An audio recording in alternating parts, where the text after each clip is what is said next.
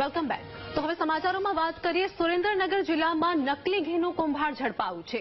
ગુગલિયાણા પાસે આવેલી શિવ ઇન્ડસ્ટ્રીઝમાં દરોડા પડ્યા હતા. જિલ્લા પુરવઠા અધિકારી અને ફૂડ સેફટી અધિકારીની કાર્યવાહી જોવા મળી છે.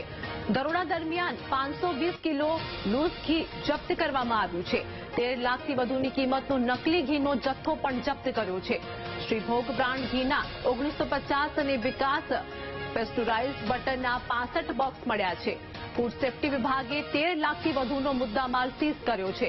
ઘીના નમૂના લીધા પછી કુલ 2700 કિલો જથ્થો જપ્ત કરવામાં આવ્યો છે, જેમાં તપાસની રિપોર્ટ આવ્યા પછી હવે આગળની કાર્યવાહી હાથ ધરાશે. રાજ્યના નાગરિકોને શુદ્ધ ખોરાક મળી રહે તેના માટે રાજ્ય સરકાર અને રાજ્યનું ફૂડ એન્ડ ડિપાર્ટમેન્ટ સતત કાર્યશીલ છે.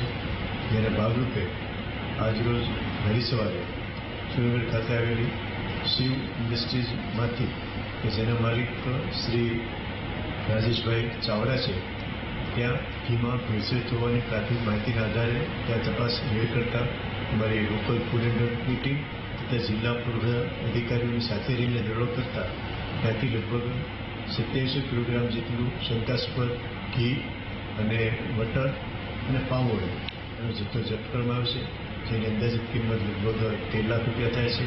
તથા આ જગ્યાએથી 4 અલગ અલગ લૂઝ ઘી અને બટરના નમૂના લઈને લેબમાં મોકલવામાં આવેલા છે.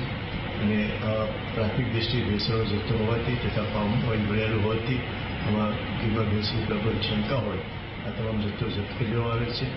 અને આ લેબના રિપોર્ટ આવ્યા બાદ આ પેઢી સામે આગળ કાયદેસરની કાર્યવાહી હાથ ધરવામાં આવશે.